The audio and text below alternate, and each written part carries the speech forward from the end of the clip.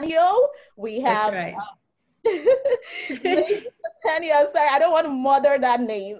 It's okay. You did well. Good enough. So we have Macy Sotanio. Macy and I met on Instagram, actually. Right. We met on Instagram and we just clicked right there. We Mm-hmm. clicked right there, so thank you so much, Macy, for coming. So Macy is a practitioner.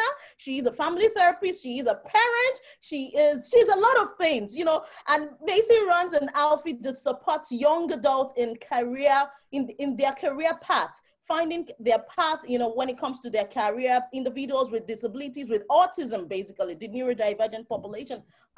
Basically, she helps them. So she runs the Autism Career Pathway here in Mm-hmm. San Francisco, here in the United States. And also Yeah. we have Tola Makinde. Now, Tola Makinde is the founder of Mo Rainbow Down Syndrome Foundation in Nigeria. Tola Makinde is one remarkable woman that whenever I get talking with her, I'm like, oh, how am I going to, we could talk on and on and on and on. We won't even know time, time is against us. So she's so passionate with what she does. She has a daughter with Down syndrome, and it changed the trajectory, of the way she perceives life, of our life in particular. And she had to leave a career just to go into this. And, she's doing this. She didn't just go into it because she wants to do it. She's going into this because she has a heart for children with Down syndrome. And she's been doing this for years now. She owns the foundation, and, they train people, individuals with Down syndrome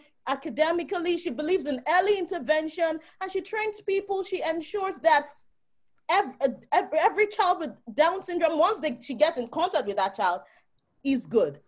That's one beautiful thing I love about what Tola does. Tola goes all out. If that child is somewhere at one far end of the earth, if Tola can afford to get there, Tola will be there. Thank you so much, Tola, for coming on today. I'm so privileged. The entire KTC-KYC team is so privileged to have you, and honored to have you on this meeting today. All right, so another member of our team is Godre Ogbechi. Now, this is one woman I love so much. I don't know if she knows how much I love her. At work, Godre Ogbechi is the Group Executive Director for Rain Oil, Nigeria. I met Godre Ogbechi actually when I taught a son, and it was a beautiful experience working with our son and seeing all the progress we recorded at the time. And then, Godre was so pleasant. She's always been pleasant and always been so sweet. So I met people asking me, oh, how did you get Mrs. Ogbechi to be on your program? Like, well, we've always had a good relationship. So asking her to come speak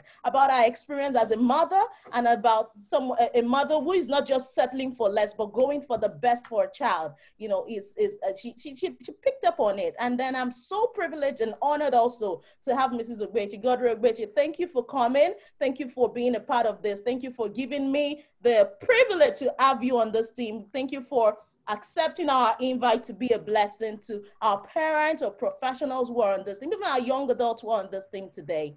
Thank you so much. Also on this team, we have Gwendolyn Ashaw. Gwendolyn Ashaw is here in the United States, in Ohio. She is a fantastic mother of a 26 or 27-year-old autistic son. I'm sorry, Gwendolyn, if that's wrong. I met Gwendolyn last year at a conference in Maryland, United States, and we've been talking ever since. She was on our first outreach last year, and this year she's on our panel. She'll be answering questions during the question and answer session. Thank you, Gwendolyn. Thank you for coming. Also, I have Regina Uwagi, Owusu Abora here. She's a Ghanaian.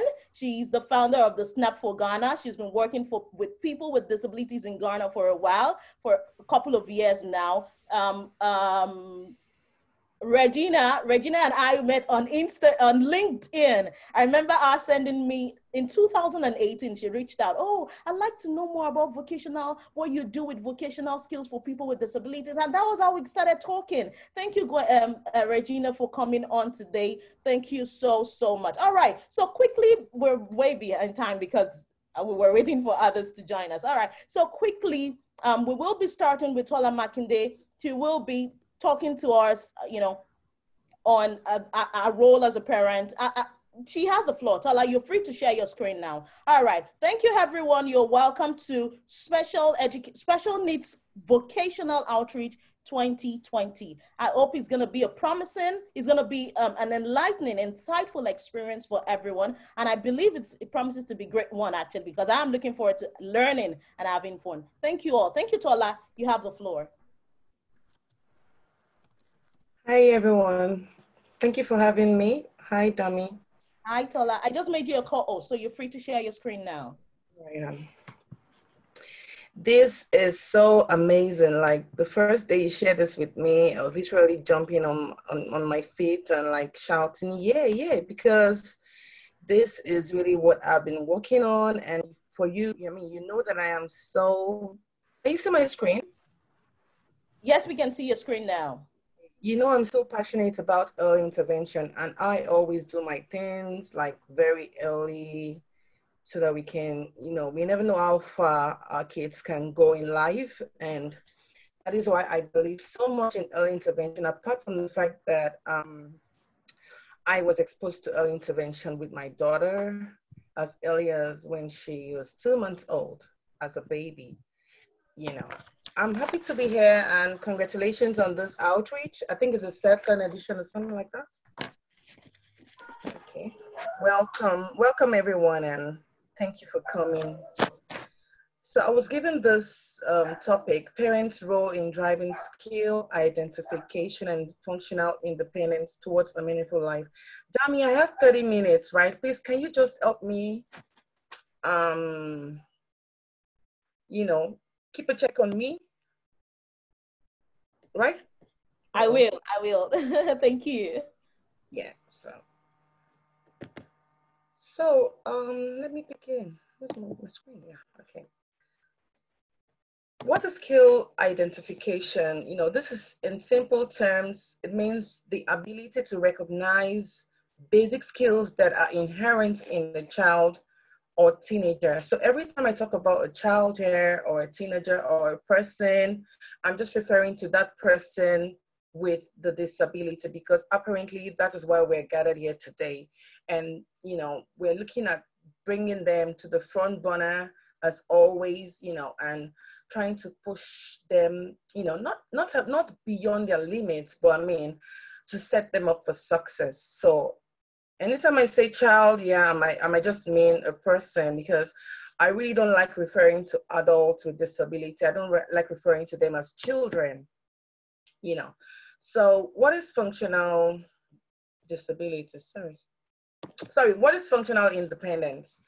This is the ability to carry out activities of daily living safely and autonomously. That is, without external supervision or support. When I say safely here now, you know, because we know that we need to create that right environment for our kids to thrive and, you know, be able to learn. So safety first in everything we do, even with kids without disability. So that is very important.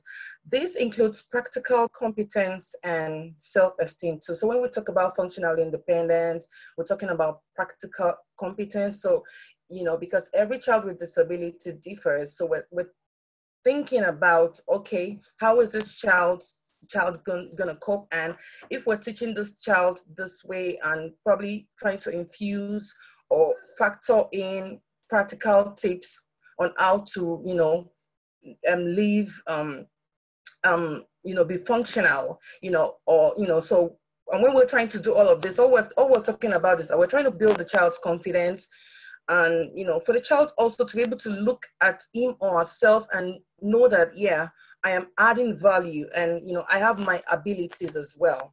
So we want to look at that, and for the definition of functional independence. And as a parent, it's expedient to know your child's interests and creative ideas in different activities such as public speaking, reading, constructing with tools, building, painting, and honestly, I do not regret one day having a child with a disability, because it's just opened my mind to a huge amount of possibilities that, you know, have been hidden away, and how people just at them and think, and I mean, they cannot even achieve anything in life. So this has really opened my eyes to understand that there are innate abilities, you know, in kids with disability, persons with disability, and we are responsible as parents to be able to identify, look beyond the disability and pick up an interest in, you know, just observing your child. There's something about observation of that child. And looking at the benefits of functional independence, I had to kind of like make it suit this for the purpose why we gathered here. I had to tweak a lot of things, because if you want to look at the benefits, nobody might be considering, oh, will the child be able to actually function like literally like without support, without prompts? But I have come to say here that, you know, the benefits like outweigh, like when we think about the benefits, we just want to look at that child and, like I said, look beyond the disability and just observe. Like I do not really take that for granted, because observation, when you imagine that you're observing a child for 5 minutes and you're writing what the child does in every 30 seconds or every 1 minute, and you're actually documenting it, you it will blow your mind what you see, how the child is able to play and how the child leaves whatever task the child is doing, you know, shifts focus to another task and probably goes back to read, whether the child goes back or not. But I mean, you see that the child also is a human being and wants to learn.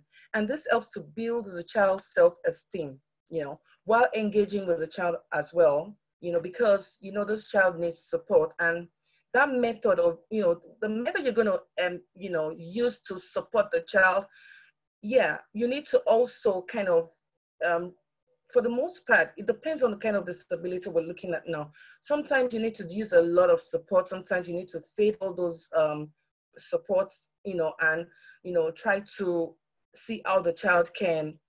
It's called backward chaining in occupational therapy. You know, you support the child from the beginning, then you just allow the child to make mistakes, literally sometimes, and, you know, and then you continue to repeat all, you know, the behavior you want, the behavior or whatever skill it is you're teaching the child, whatever you want the child to know, you continue to model it. Because while engaging with this child, you're also going to be bonding and teaching the child, you know, participating. So it encourages participation and completion of tasks. Like seriously, it would happen in a day or like a month, or, you know, I remember we had to wait for a whole year for my daughter to be able to write 1 to 10. And the day she did it, oh my God, I was just like jumping for joy. I think she was even 4 years old.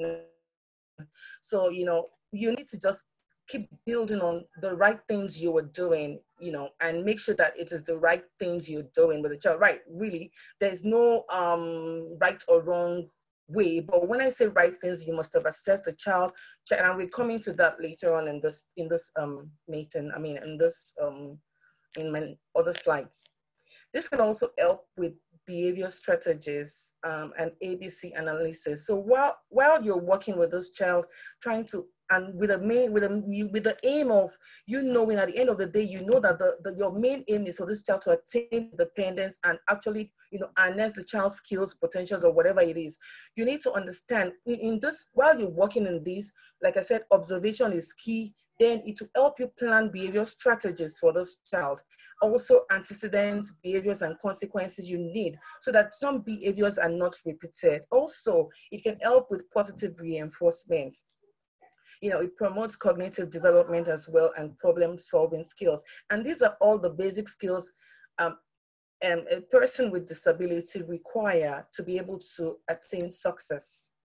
Self-help skills and independence. So I said looking out for practical competence is very key. Self-esteem is very key as well, because you want the child to be confident, because for the most part, some of them may not be verbal, like be able to express themselves explicitly, and you might get confused while trying to understand what the child is trying to say. So yeah, there are other means of communicating with the child, but let it be all about the child. Like I said, they're all about me.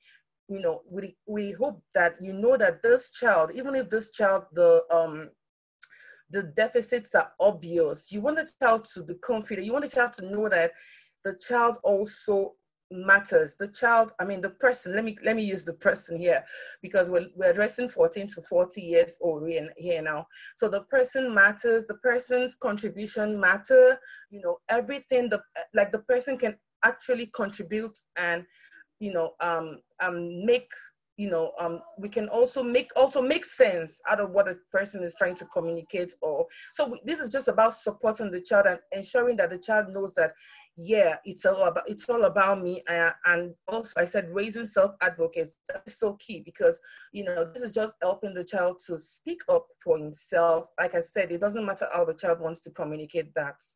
You know, setting up the child, also the skills, you know, I talked about here to include the person being empowered to understand what it means to set up, to have organizational skills, you know, sequencing, tidying up with less prompts. And as time goes on, you want to, of course, reduce the prompts, you know, but setting up, organizing, sequencing, and tidying up, you know, it's a very, very important aspect of trying to help a child develop functional independence, you know, self-help skills, and whatever you got. So working independently also. So you must have it at the back of your mind that this child will not always have like a Velcro assistant, like every time I have someone, you know. So like you always have to give chances for mistakes also. And so I talked about being resilient here. So I said resilience, persistence, and leadership skills are also very important. You want the person to know that, oh, you're doing a great job, and yes, you can do this, and you want to build the person's continue to build the person's confidence. And of course, correct mistakes, like I said, because I mentioned earlier that it's okay to make mistakes. So you want to use prompts, you want to use gestures, you know, just ensuring communication is taking place. And yeah, there are times that, oh, that may be the point where you know, the child is actually feeling frustrated, but you also want to plan what are the other means of communicating with this child, and then work with that. You know, making it all about the child. I mentioned that before. So I said start early, because I don't joke with early intervention. For younger children, I'm just chipping this in that, you know, setting expectations and giving rules too are very, very important. And anyone that is 14-year-old definitely was a baby, you know, before the person got to 14-year-old. So you want to consider as a parent, what have you been doing? How have you been able to set the pace for this child? And setting them up for success according to their strengths, it is important to know the following: cognitive flexibility, to apply different rules in different settings, or sometimes you can say generalization. So will this child be able to carry out the skill in another environment, or in, you know, in church, at home, in the community, or what have you?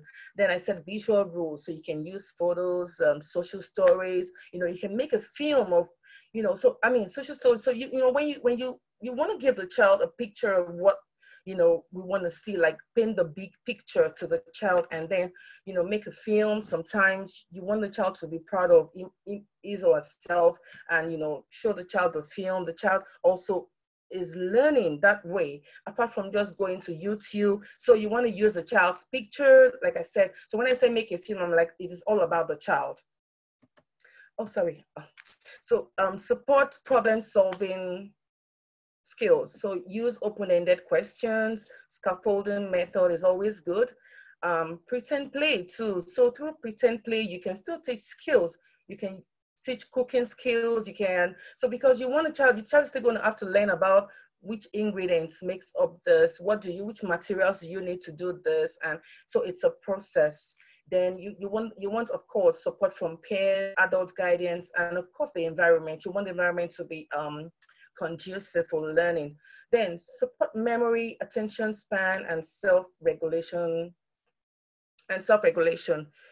Yeah, that is also very important. So there are memory games, you know, for attention span as well. There are attention and listening activities you can use also for self-regulation and the likes. Other skills to look out for includes visual perception skills. So the brain is, so this is about the brain. Okay, so we're saying that the brain is understanding and receiving, decoding and acting out whatever, you know, is seeing, the eyes are seeing. And then you want to just help the child to develop the skill. Imitation skills, yes, for persons with Down syndrome, they are known to have, they're known to be imitators. They call them imitators because they are very good at imitating. Actually, they have that skill. So you want to like leverage on the skill, you know, of course, with a lot of modeling. And like I said, always, you know, sometimes, most times, I mean, when you know this child is, so I'm just talking about you grading your goals, you know, just keep grading and, you know, understand that this child no longer needs prompts, or this child just say what you want the child to do, and don't use the word don't do this, just say what you want the child to do, you know, because it is not when you say don't do it like this, don't do this, stop this, stop that, no, and that's not the time the child is going to learn. So you just want to simply say what you want the child to do. Conversational skills, you know, so exchange of ideas. Of course, that's just kind of part of the open-ended question thing I talked about in the previous slide. Then creativity skills. For the most part, I've learned that persons that I work with are multi-talented, and that really blows my mind. So you want to continue to like create that environment, you know, provide us, make it like very enriching, and for the, you know, because sometimes you don't even know if this child has got the skills. So for me, I just make sure that, okay, there's several activities, then we can just test here, test there, you know, we find out, say, okay, this is what this child is good at. And sometimes you see some of them already, you know, tending towards that particular interest, and all you want to do is help them, you know, develop it. Creativity skills, okay, sorry, self-coping skills. So this person we're talking, these people we're talking, I mean, the person we're talking about here has a disability. So you want to consider self-coping skills. You know, can the person care for his or her belonging? You know, if not, is the person fully dependent? Then does the person feel good about him or herself, even though the person is in a wheelchair? You know, you want to just make sure that the person usually seems learning, happy, you know, of course, they're always happy, because for the most part, I realize that persons with disability always feel left out. So you as a job coach, you want to just ensure that this person is happy and, you know, what's it called? Able to follow rules as much as the person can. And also when it comes to self-grooming as well, you want to make sure that that is 100%. Productivity skills. Yeah, so at this, you want to know, okay, how can this child actually, how can this child influence, I mean, how can this child reproduce whatever the child has been taught? Okay, can the child at the end of the day earn money from this particular skill? Or does the child enjoy the skill, or I mean, is it that we are forcing this particular skill? I mean, this, you must learn how to sew. And I think there's no other, you know, it's not really like that. You have to consider, okay, how is this child doing with the tools? Can the child work well with these tools, or is the child even a self-starter? Or does the person need to be motivated more than, you know? So like I said, you know, another person might be doing well in the same skill and needs less motivation, you know. So, and also you want to just be sure that this person is actually interested in this skill. Call to action. So you want to check as a parent, how creative or artistic is your child? Is your child recognized for a talent already? Some talents already are visible from when the child is a baby. Then hobbies, sports. So who does the child relate with in the family? Does it relate more with the mom, the dad, or is the child a boy and in the midst of girls? You know, does the child have the girl's a girl, or the person has this tomboyish, when they call it tomboy, you know what I'm talking about? So, I mean, think about these things. Then does the child enjoy doing crafts? So also you want to think about attention span. I talked about that earlier. Is there need for support with implementation of ideas? So you want to also begin to think about those things early enough so that you actually know where your child is going to, you know, and you can guide, you know, easily. Can you list or prioritize interests if your child is multi-talented?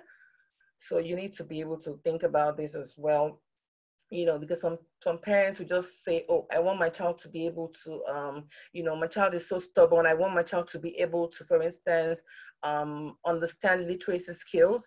And meanwhile, this is a child that really isn't communicating, but is already able to do something, with his hands, and that thing can actually bring money. So you want to just I mean, it's a very sensitive area, especially if you want to understand that, okay, this child will not be able to count money, then you just give up easily. No, no, no. So I'm just trying to say that even if the person is going to be in a business or whatever, you want to just support the person, sorry.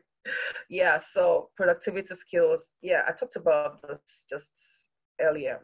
The child must enjoy the activities, stick to things he or she's interested in. Yeah, so self-coping skills. I talked about good hygiene, able to follow rules, hopeful, positive. So these are things you should be able to read from working with a child, whether as a parent or as a job coach. Does a child care for things to be scattered everywhere, or loves to repair things? Can the child go around nearby come? So there's sometimes I believe so much, and honestly, because I'm very practical, I've seen it work. Like, I mean, the child going around in Nigeria, we don't see them going around communities, it's so rare, and so we're trying to like see how can, from an early age, can this child begin to understand that I'm in a community and I must add value to this community, anyhow, whatever it takes, and I must have people to support me. Does the child also take a moment for self-reflection? Do you really know what the child is thinking about? What's on the child's mind? This is very important, because halfway through you trying to um, guide your child, you might get stuck, you might feel frustrated, and you might just think the child is not responsive. Meanwhile, the child is actually thinking that, oh, I see my mates, maybe I see my people that are like my age driving cars. I see people my age, just they know, they somehow they know something is different about them, but you don't want them, you just want them to be able to cope with whatever it is they're thinking about. General skills, you know, does this person learn easily outside of formal teaching? I must experience this, because sometimes parents are saying, oh, I just want my child to be in school, I want my child to be in mainstream, I want my child to be in specialist, whatever it is you want for your child. Just be sure that this child can learn outside the formal school, four walls of the school, and not about school, except especially if it's not an inclusive setting, and then you'll be doing the child more harm than good. Does your child enjoy new experiences? A parent should be able to know this. If you have time, like maybe 1 hour a day is enough for you to observe your child and, just note all of this. So I just try to put a few things down, like, about SMART goals. You want to set for your child specific goals, who is to do what with your child? Is it you as the parent, or is it the teacher? And are you carrying the teacher along? Or are you working in isolation, waiting for magic to happen? So you want to know who is to do what exactly, will do what, so who will do what and under what conditions? Is it going to be at home? Is it with peers? Is it alone? Is it in school, in the community, whatever it is? Where will the child be found, like, doing this kind of, whatever skill or whatever goal you set for the child? Then is the goal measurable? The level of proficiency, how proficient, what can hinder the progress? Oh, sorry. Yeah. What can hinder the progress of this child? You want to look at the child's strengths and weaknesses, opportunities, threats of the child within the environment, in the home, community, church, wherever. So data collection. So we have to also understand, while working with this person or your child, I mean, are you able, do you even have the expertise to be able to, work with your child? Are you able to understand that you must collect data, and the short-term goals set for the child? Collect data in the sense that how many times was the child able to achieve this? 5 out of 4 times, 4 out of 5 times, 8 out of 10 times. For how many months? Like that. That's about data collection. Then materials, you don't want them to be too high tech. And if your child can cope with high tech materials, why not? So data to be taken by parents or teachers. So you want to also check that. Think about it. Achievable. So prerequisite skills and prompt utilize, also adaptation to environment. You want to just ensure that you think about coping skills as well, because coping skills will come here as well. Pre-vocational skills too are very important. And, because you don't just, because I know that for persons with Down syndrome, the severity matters a lot too. You want to know what is your child able to do with her hands, and how are you going to prepare the child with the use of her hands or his or her hands.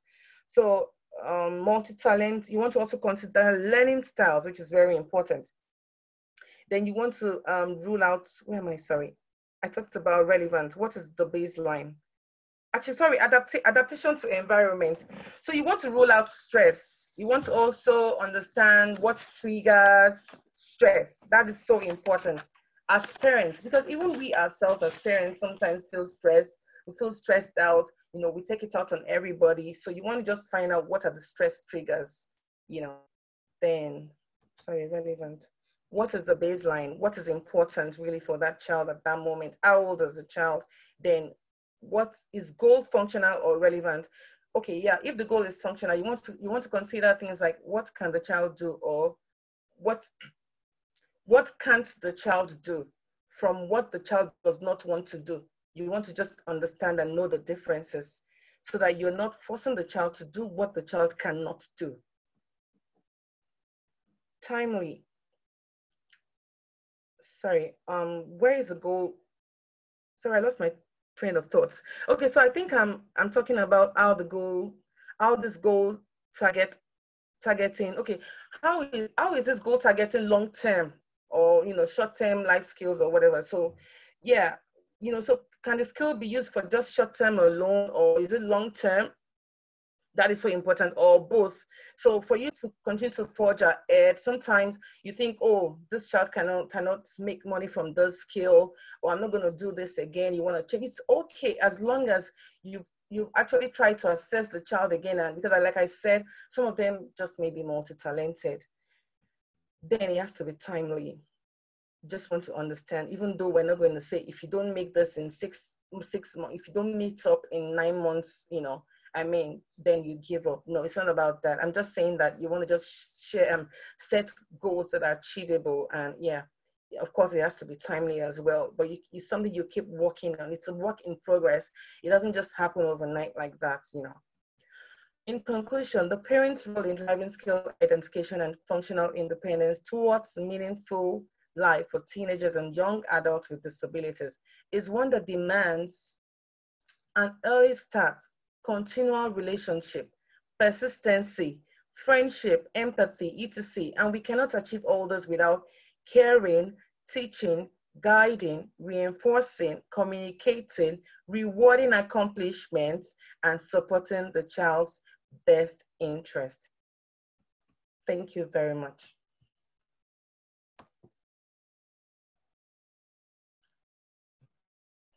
Okay. Thank you so much, Mrs. Makinde. Excuse me. Thank you so much, Ola. Thank you so much. I'm sorry. I actually, at some point, I was like, okay, all right.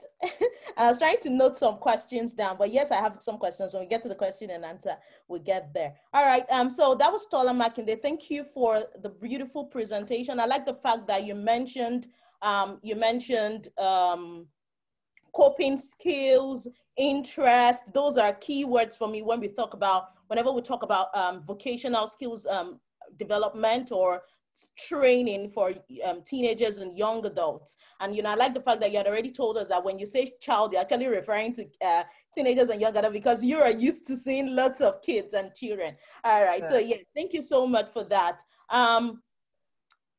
Without further ado, we'll go on to the next speaker. And then after the next speaker, we will be having our question and answer session where all our panels will be on board to answer questions. Now, the panel meeting doesn't mean it has to be only questions within, within a scope. That means you can ask questions that are on your mind as regards vocational skills acquisition, vocational skills learning and training, development, whatever it is you feel it is. You know, you're free to ask questions, but we have a timeline. So we will try to stick with our timeline, because I know that the question and answer is usually, for me, as an individual, question and answer session, usually the the most learning aspect of any training for me, because you'll hear people's perspective, and then you hear the speaker's answers. You're able to judge different perspectives and paradigm to different challenges and ways of thought flow. So yes, without further ado, we will be moving on to the next speaker, Mrs. Godre Ogbeche. For those of us who were not here when I introduced Godre Ogbeche is the Group Executive Director of Rain All. She's a mother of a lovely son that I have been privileged to work with when he was still a young boy. Now he's a teenager, when he was still a young boy, and it left an impact in me. And maybe I haven't said this to her before. Maybe we've discussed this. It's one of the reasons why I'm doing what I do today. Disability management, occupational therapy.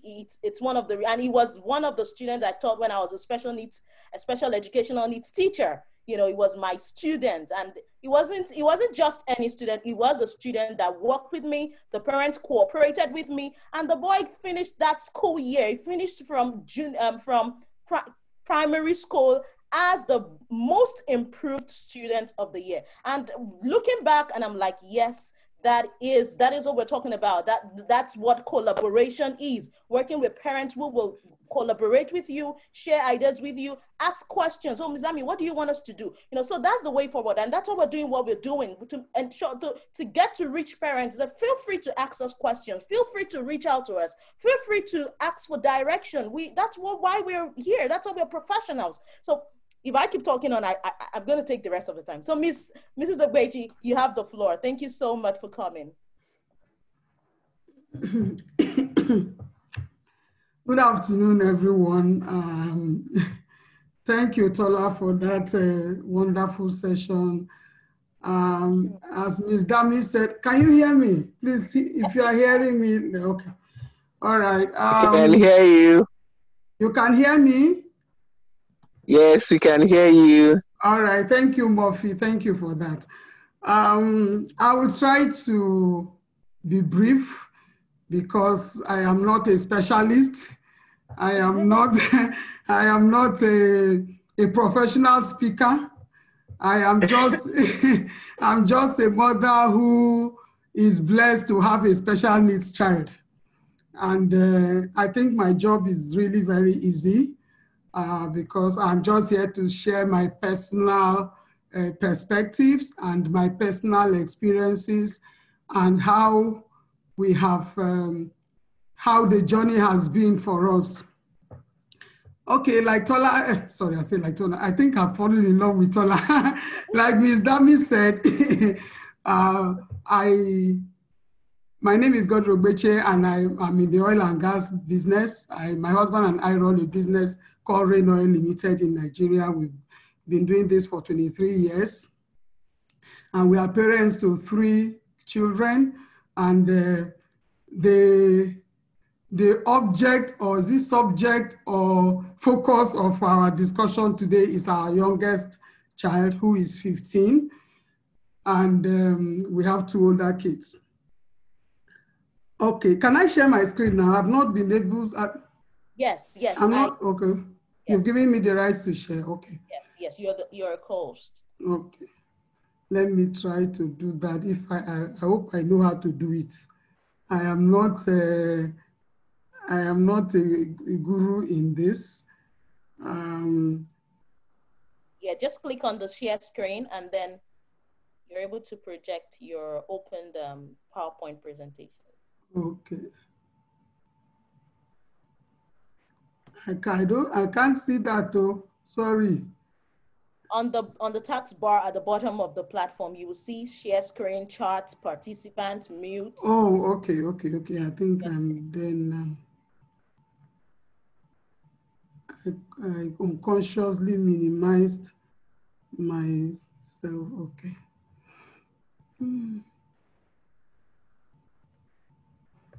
Yes, you're coming on now. Okay. Okay. All right, so like I was saying, I am not a specialist, but I'm a parent who has a special needs child. As a parent, I think one of the hardest things to learn is to learn that your child is disabled or has a disability, let me put it that way, or has other abilities. I know the narrative has changed over the years from disability to disabilities to other abilities. I mean, there's so much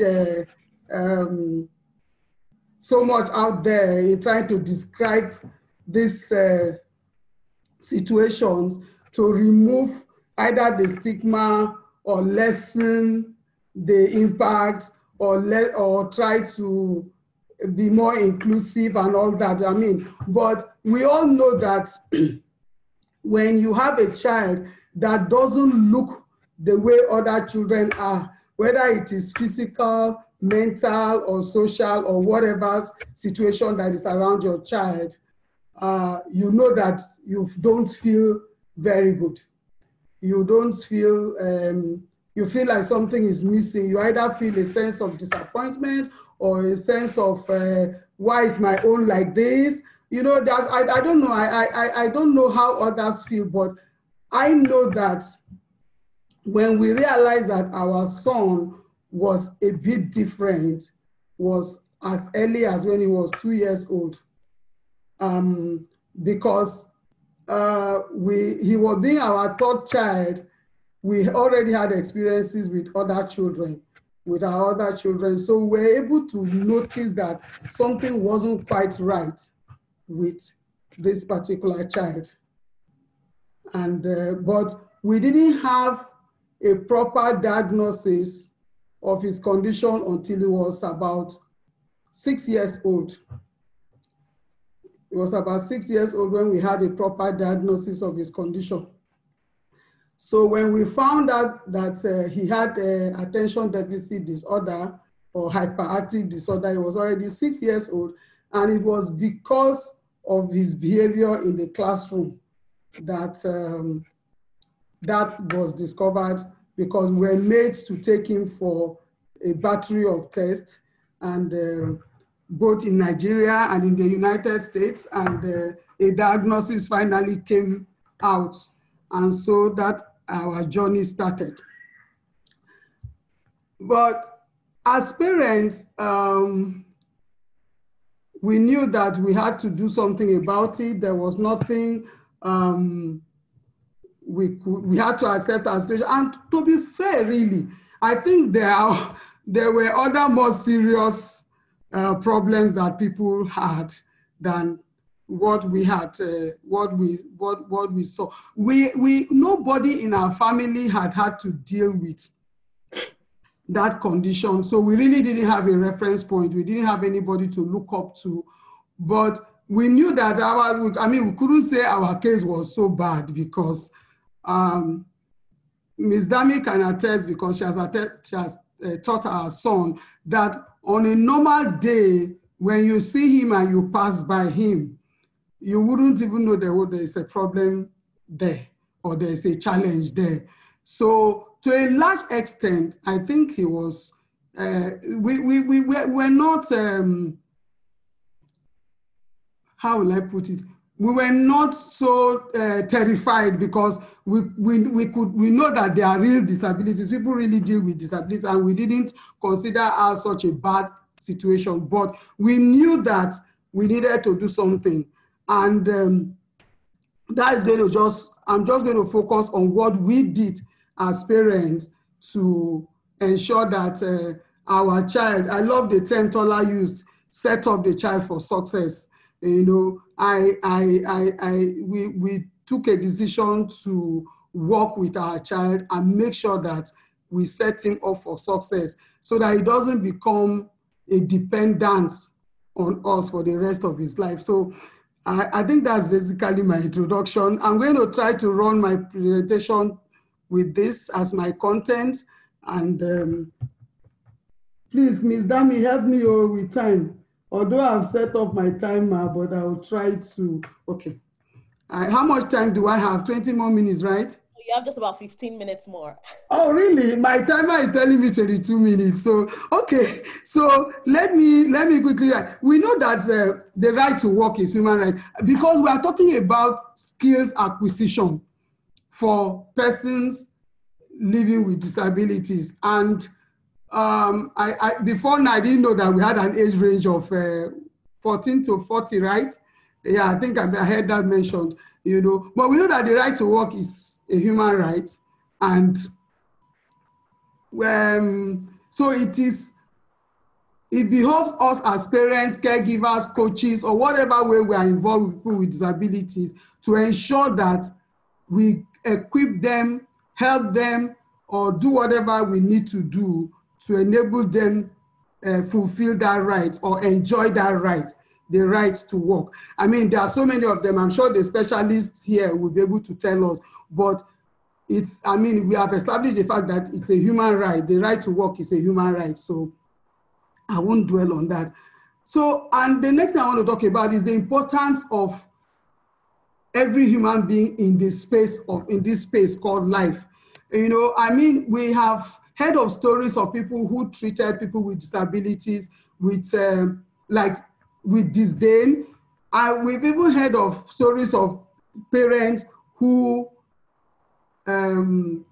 murder their children because they are disabled. I mean, we know of times when people used to kill twins.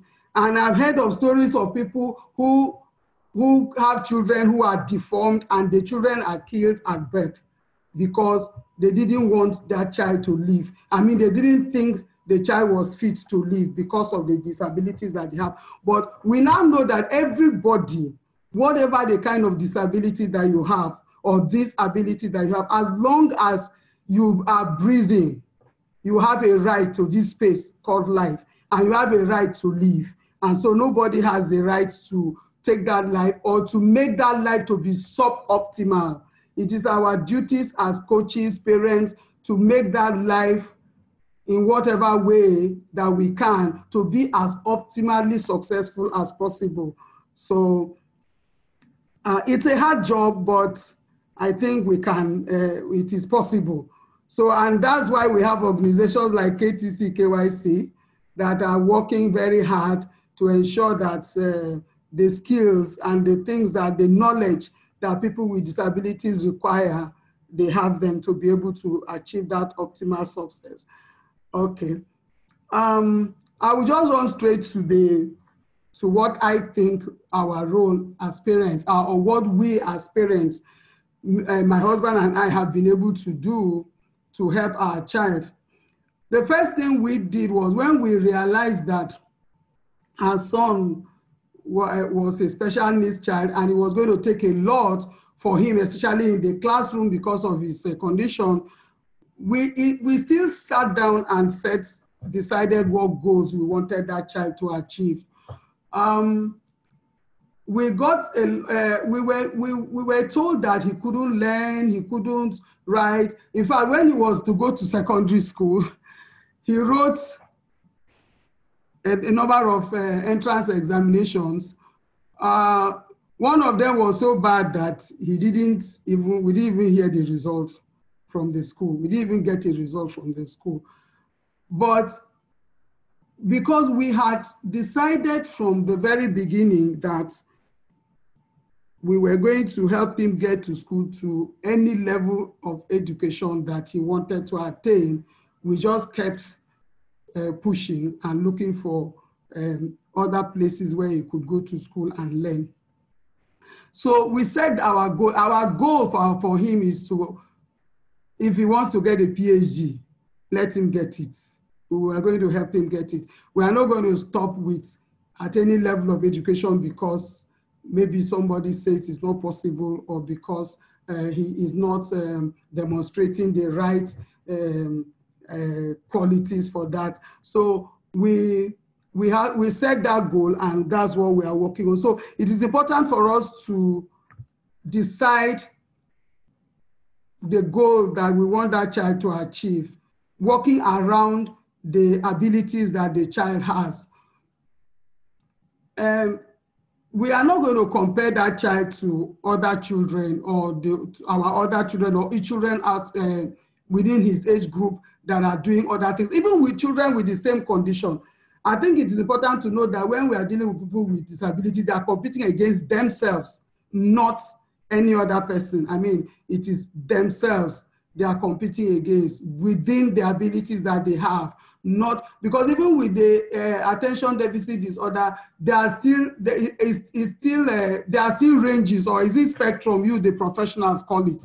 You understand? So the fact that two children have ADHD or ADD or Asperger's syndrome or all these other plenty names that professionals throw around and all that, you know, it doesn't mean that we can still categorically say, oh, this child should be like this, or this child should compare to this.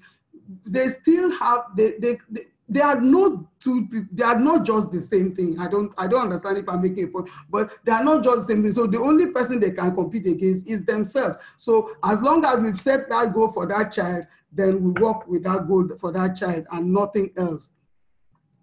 Okay, as parents, I think one other big role we can play is to be role models and cheerleaders for our children. From our son, we realized very early on that he doesn't learn well from just telling him what to do. You have to model it for him. I remember that the very first time his teacher told us that we needed to go and get him tested was because when they are talking to him in the class, it was in primary 2 at the time, they are talking to him in the class, telling him what to write. The teacher will be dictating, other children will be writing, but when you get to his desk, instead of writing, he is drawing. If you say he should maybe write about a cat that is sitting on the window, maybe you say, write that the cat is sitting on the window. Instead of writing the cat is sitting on the window, he would rather draw a cat sitting on the window. That's the kind of learning style. So he was a visual learner and all that. So it was important that that the school had to create a system where they would help him learn virtually or visually. Sorry. So as parents, we also realized that that was the way he learns better. So instead of telling him do this or don't do that, we just simply showed him how to do it. We just simply demonstrated it to him how to do it so that he will learn faster that way. Instead of, because we can, if you want to talk, you can talk and talk and talk and talk. Maybe the next day he will forget what you have said and all that. But once we show him how to do it, it's something that he always stays with him and he learns better that way. The other role I think as a parent is to learn and speak your child's love language. There are several, they say there are about 5 major love languages and all that. And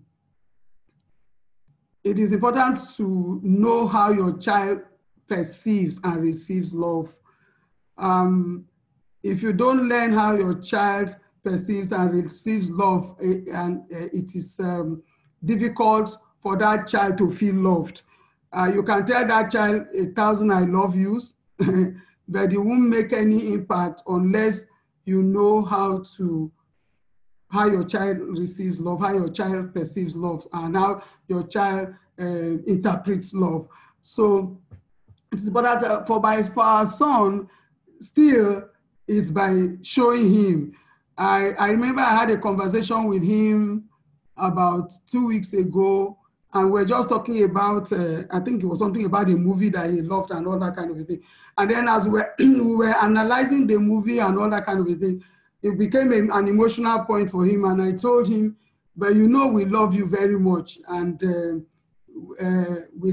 we are here for you, and we can. It was something that had to do with the movie, but I don't know why he became emotional. I can't remember the details now, but I had to tell him that, you know, we love you very much, and we are here for you, and we are here to support you.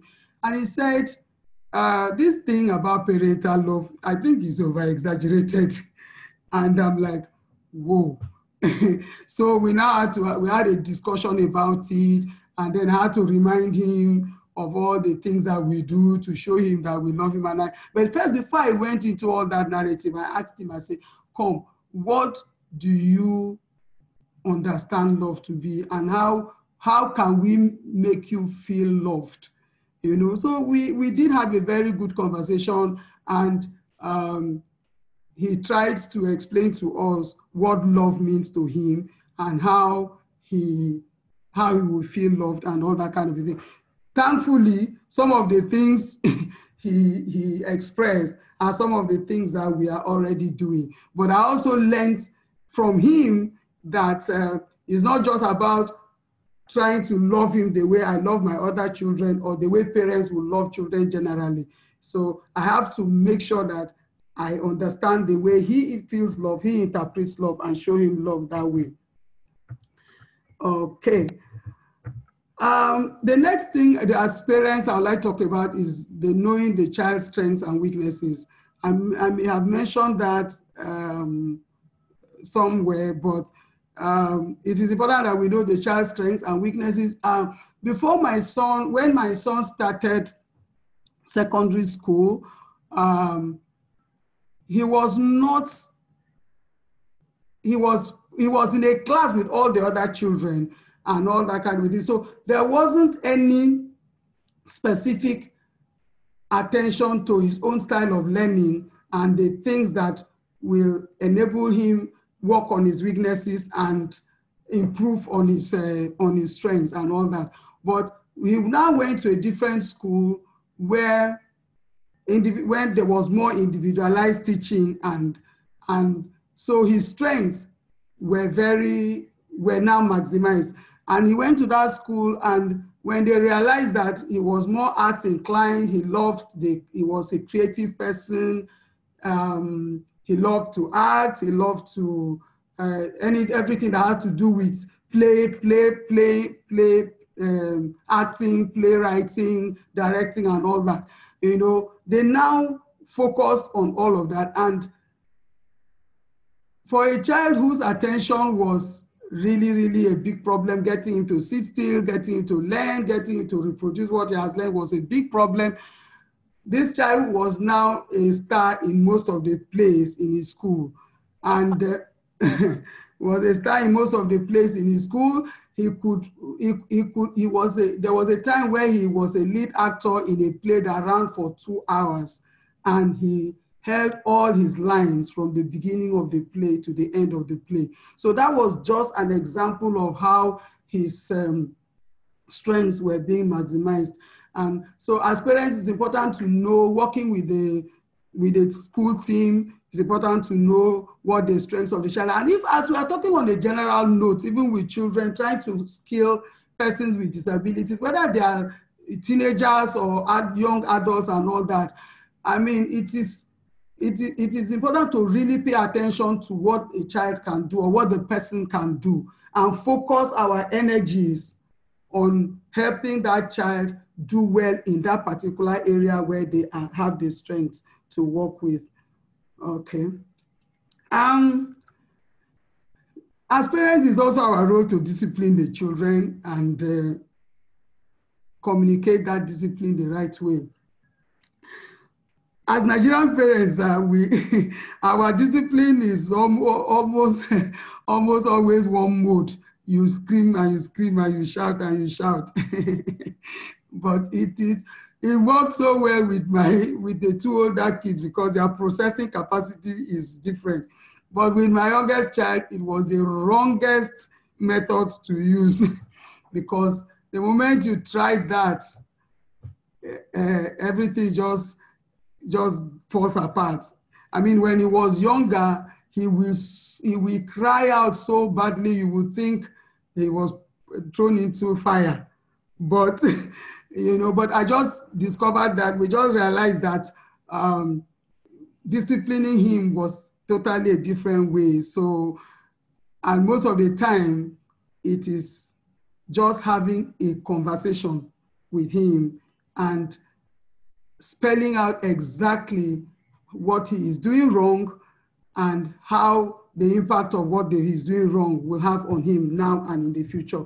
And most of the time, when we have that conversation, things go well. But we need to discipline the children because, like, sometimes we make the mistake of thinking that because a child has a disability or the child has other abilities, then we begin to feel sorry for the child and we don't want to enforce discipline. I mean, the children have disabilities, but they are not, how will I put it?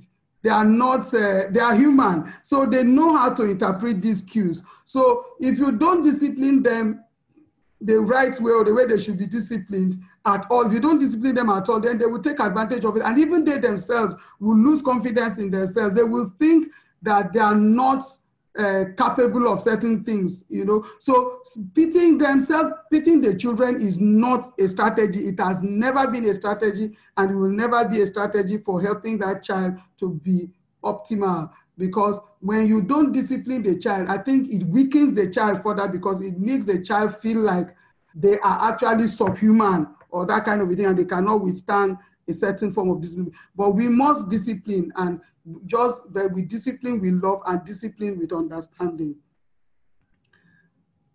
Okay, I said we should teach the children to fish and not give them fish. It is a very, I think it's a temptation that most parents fall into when we are dealing with children with disabilities. We don't want to stress them. We don't want to push them too hard. We think that the disability is already a big challenge on its own. So why should we stress the child any further? So we want to just give them everything that they want and not help them to do anything for themselves. No, we can, but I have friends who certainly can afford to just put a trust fund somewhere for their children and say, okay, this, because you have this disability or because you are like this, we are going to provide for you for the rest of your life and all that kind of thing. But no, it is not, that is not the goal. There is a lot that the child can achieve for themselves and become independent. So instead of providing the child with fish or trying to give the child a trust fund or give the child something, a buffer or whatever they call it, to help that child to go through life and all that, it is better to find out what the child can do, teach the child what they can do so that in the future they will become very, very independent and contribute to society. I will skip that slide and go to, okay. We know that the children are growing at different stages of their lives. We need to devise newer strategies on how to deal with them and help them to achieve this independence.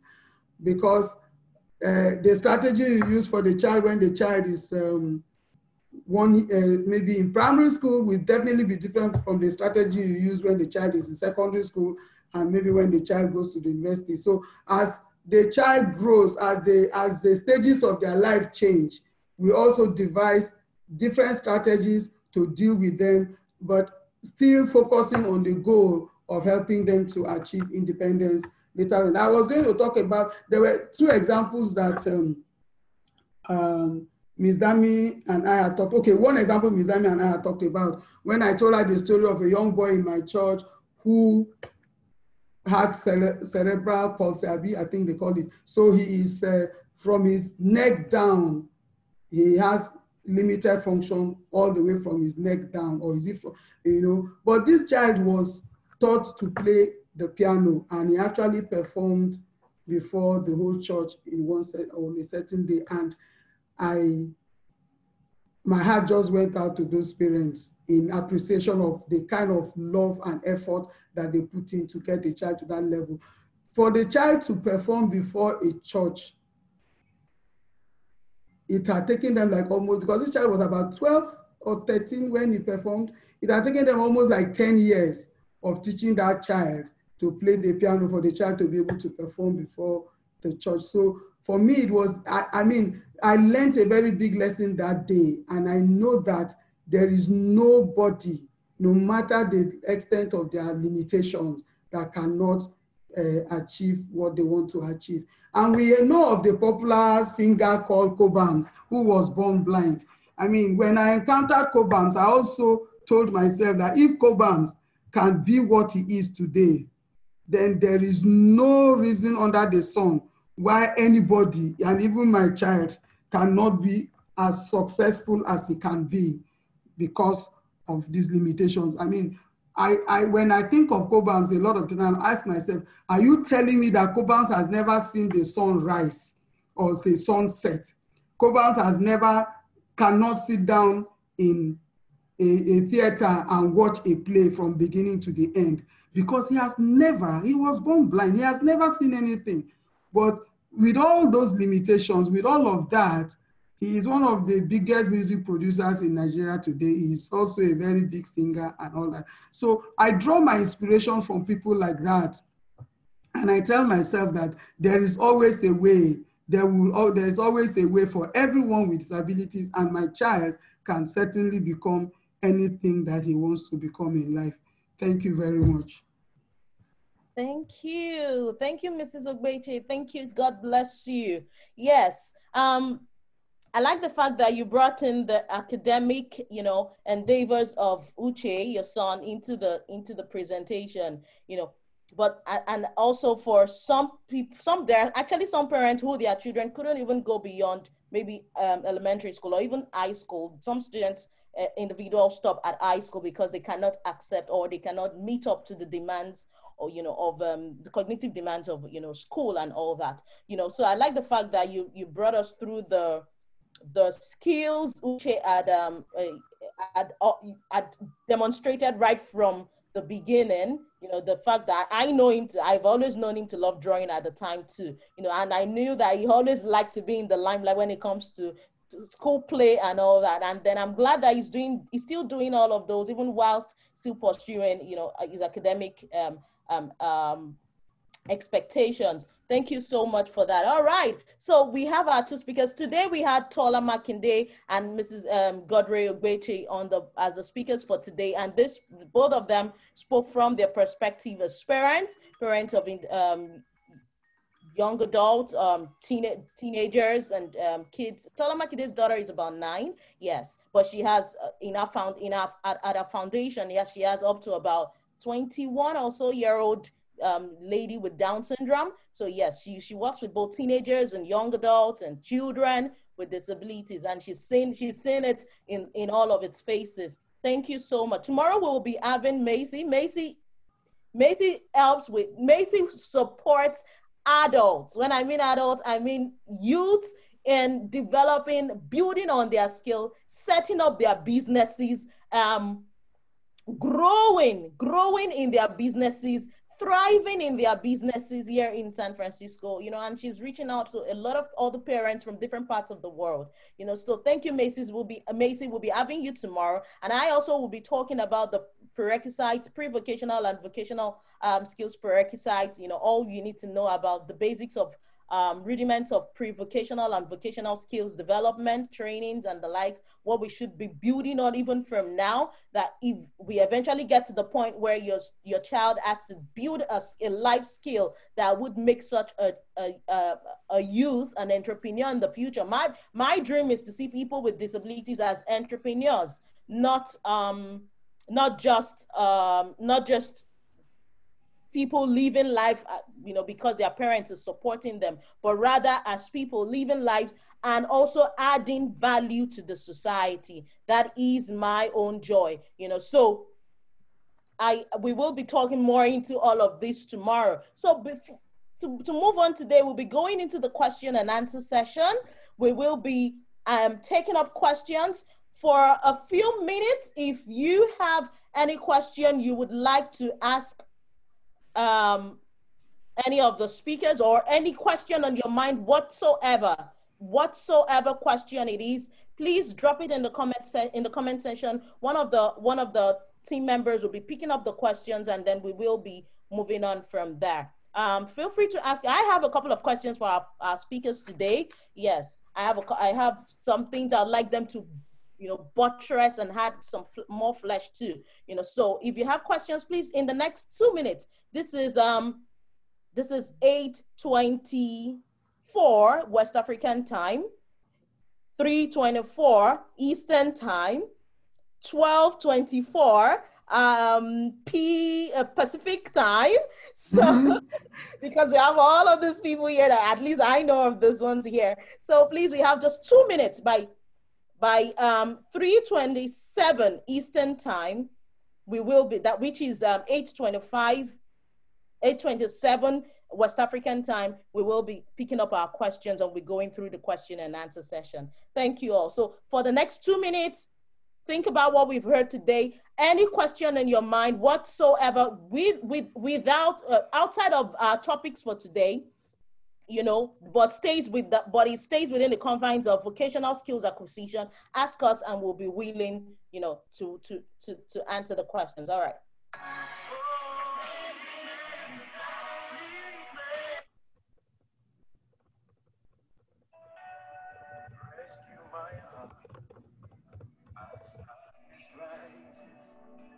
I see men all along the way, but I 2 minutes.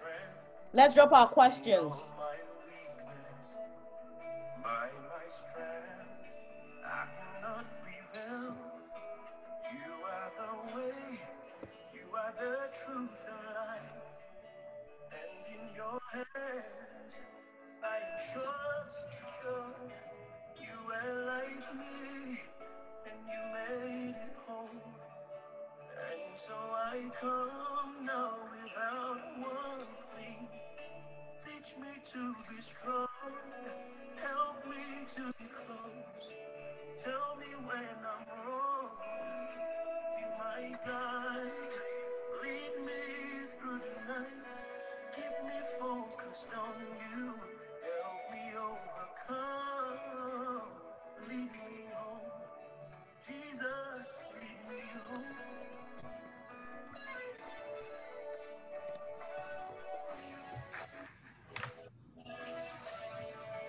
This narrow way,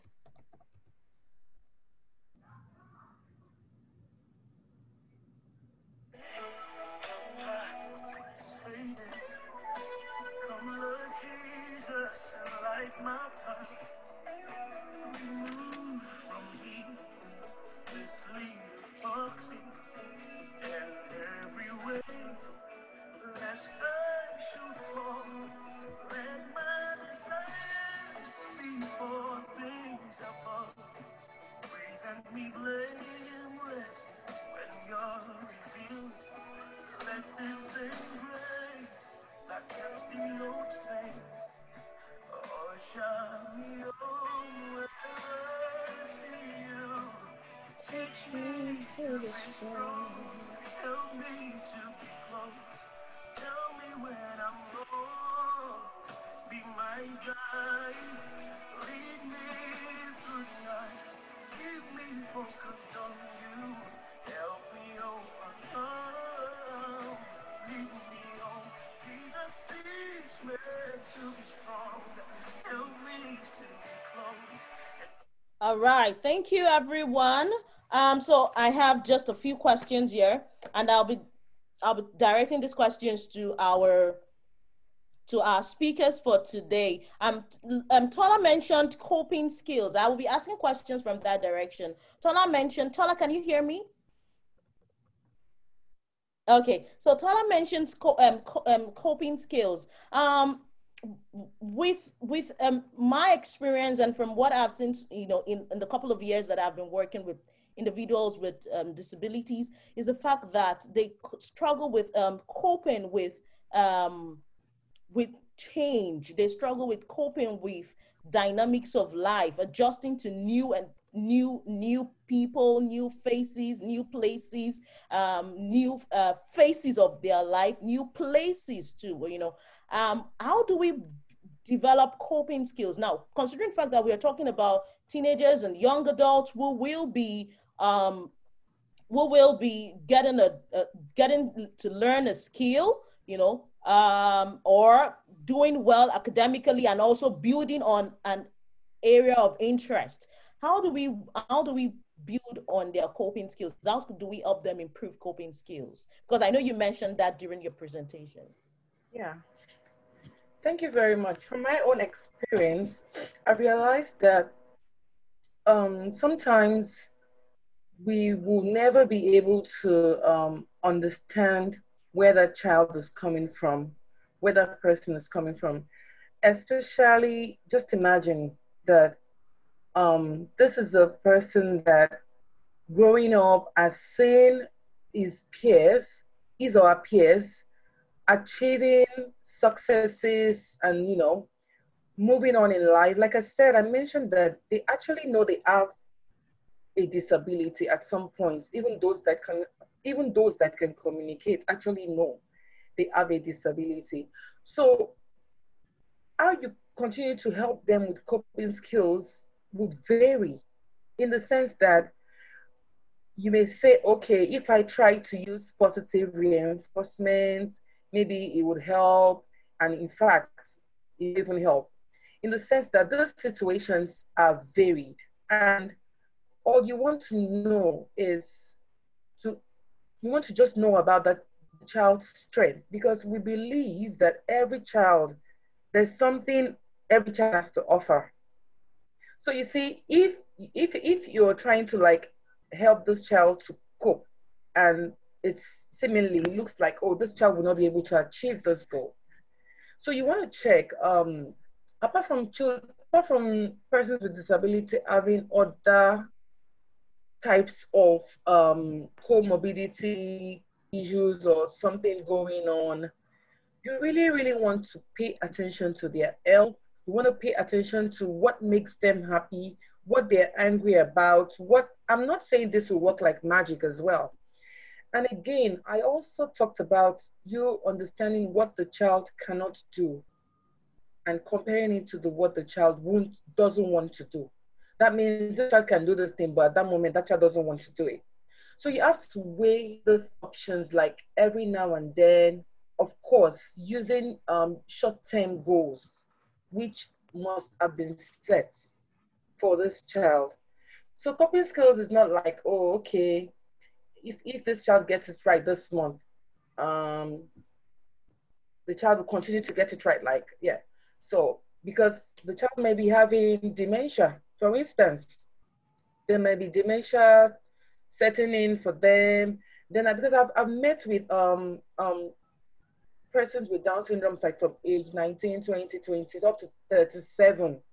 Because my first contact with with someone with Down syndrome when I visited the family was a 34-year-old lady. She's been abused.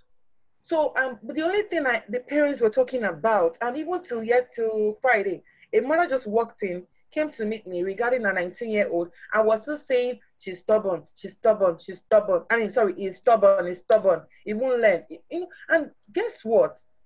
This boy is very artistic. I mean, very talented. He can draw, he can paint so beautifully, that you almost not know that this person, I mean, he just loves to barb his hair. So they sent him to the barber's shop, and he sees customers coming, sit down, they get haircuts, but they will not hand him over the what's it called, the clipper, to give the customer a haircut. But I know that with time, what you need again is persistent skills. The person needs support. You need to help this person, continue to show this person, and not even give up. There are instances that when I see people with disabilities and I know they've been kept indoors for long, they've not been exposed, then I'm like, do I just give up? I'm like, no, we start from scratch again. Guess what? The 34-year-old, we have to start teaching her how to even use stress balls, because she didn't even have what's Motor it called? skills, motor So skills. motor skills, man. So the muscle tone were still very at 30 something. And guess what the practice at home was? She just they serve her the food. She's so big. Case true that also they sent a picture to me, and the lady lives near the center. We've been at that the old center we were at was in 2015. She was just a close away. And I remember I had gone because people will be pointing, this type of child is in that household. In fact, a grown-up that has not seen daylight, they won't be able to cope. Okay. I'm also working with a 29-year-old that, the sister tries to bring to the center. The younger sister, 19, is the only one responsible for bringing this adult to the center, and only when she has time, because she wants to move on to go ahead to to the university. And then she tells me things like, nobody to bring her, mommy is not available, daddy is not available, nobody, they've just given up on her. So how do you intend to start with that person? You start from the scratch. But sometimes, a lot of times, a lot of damages might have been done. Guess what? When the girl comes to the center, they need to give her enough time to put herself together, because she's always like doing like this, like there's cobweb. You know, when there's cobweb and you, but it just means that she hasn't seen daylight and she has a vision problem. Nobody has taken her to see the doctor. So how would she cope with learning? I never, all I try to address for the most part, I know it's difficult for parents. And I thank God I'm a parent. So, yeah, they tell you that it's so expensive to do this checkup, to do that checkup, because without trying to address, does this child have ADHD? Coexisting with Down syndrome? Or does this child have hearing issues? Like the child I met on Thursday, I even think the child has Williams syndrome. And but of course, they all look like they have that feature, they have that syndromic, facial look and everything. And I realized that this child's ear has been pouring with pus.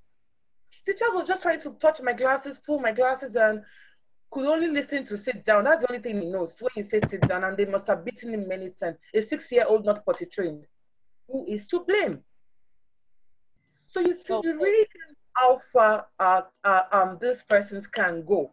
So that is why I keep talking about early intervention. At least that way you would not feel too guilty. Thank you. Thank you so much. Easy, right? Thank you. Thank you. Thank you. Thank you so much. I like the fact that you brought it all the way to early intervention, making mention of the fact that as parents, it is laid on them, necessity is laid on them to ensure that they are looking towards the future. It's not just about now, it's about the future. It's about the future. So you start what you want to see in the future, you start it now. Thank you so much, Ola. Same question goes to Macy. I know you work with a lot of adults, Mm-hmm. you work with a lot of adults. So for coping skills, especially those, I remember the last time I came on you sent me the link to join your Instagram program, and then I saw a young man making toffee and selling. Yeah. I think specifically for coping skills, one advice I have for parents is to always learn from the autistic community. I think between the autistic community and autism community, we have to listen to each other, because coping skills, they're just skills unless the person, the young adult, is the one developing the options in the different ways. So I'm speaking now and also tomorrow, also as a person diagnosed with autism level 1. I was diagnosed with Asperger and have a strong root of autism in my family. I also have an auntie who has Down syndrome. So, our family is, we are all neurodivergents. So I think the problem is that if everything in terms of IEP development, coping skills, employment skills, they're just being developed by neurotypicals and it's like a checklist. It's not meaningful to the person, So for me, I can speak from my own experiences and neurodifferences as a woman with Asperger, for example. The complex issue is that autistic people and also many other diagnoses, our wiring is different. So if you tell us to do the, if you feel like this, then this is the prescriptions of you know, the coping skill, and it doesn't fit with how we're feeling in the moment, it's not going to stick. You know what I mean? So I always talk about, you know, as parents, we have to really know our kids, our neurodivergent kids, and they all usually come with sensory differences. That's one of the like neuro differences of living with autism conditions, and sensory profile is, it's number one.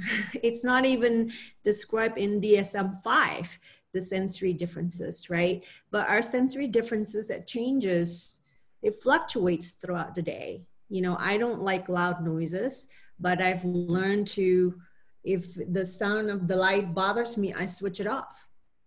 You know, those kind of things. If I don't like the smell, I put it away or I wash it, you know. And with younger kids, we parents guess because the children are not able to tell us, you know, but that is our job as parents, to be the detective. And really, how do we know what works, or how do we work on a bag of tricks in terms of helping our children be able to self-advocate? Learn from autistic adults.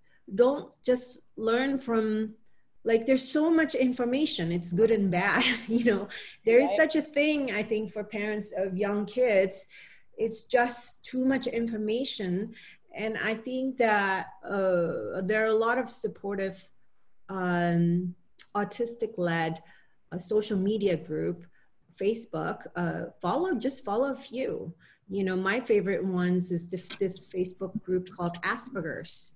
That really helped me at the beginning of my journey, because I could ask any small question. No question is too stupid, for example. You know, so they don't care who I am, or, you know, but if you have any question, why does my child do this, do that, hand flap, or running all over the place, or this and that? And these adults live these experiences, and they've learned, you know, to cope in different ways, you know. So the sensory differences makes it very difficult, because it changes daily, it changes as you grow up, you know. So don't look at coping skills as skills. You want to look at the person, and we want to look at the building blocks. We want to look at what's missing developmentally. And I think the big disconnect today is like, you know, our kids are being defined as a medical model, and that is just, it just snowballs, you know, and they grow up feeling like there's something wrong with me, you know, my behavior's not right. But behaviors are expressions of our sense of just feeling like the world is very chaotic to us, you know. So sensory differences affects what we can eat, how we can connect with other people, how we can communicate verbally. We can communicate just fine, but not just using the speaking channel. Yeah. You know, so it's very, very complex, and each individual is complex. And that also with the IEP goals, for example, I think as parents, we have to really communicate, you know, the general strategies. Like when we do the career assessment tool, I'll show you the video tomorrow. We always have a widget box of just different things that, you know, they all love that, like across, just to know that's available to me if I feel like out of sorts. But no one should tell that person, here, take this putty, you will love this putty. That person might not like the putty. That person might like a spinning toy, for example. You know, I think whether we're a parent or professional, you know, when you write out IEPs, focus on the explorations of how the person can by himself, by herself, know that is accessible to me. Yeah, and every person might be a little bit different, you know, because if you are regulated, you're more likely to engage with a peer, for example. If you're more regulated, you're more likely to be able to process information, you know. So typically, especially for boys, they're being punished for being very fidgety. Like they can't sit still. The traditional classroom was designed for girls, you know. So our boys cannot sit still, you know, and they cannot, and if they fidget, like my son would use his pencil and do this and do that, and it's because they have differences in processing. The information processing is different. And actually, if you just give them the fidget, for example, they can process better. You know, the same thing with eye contact.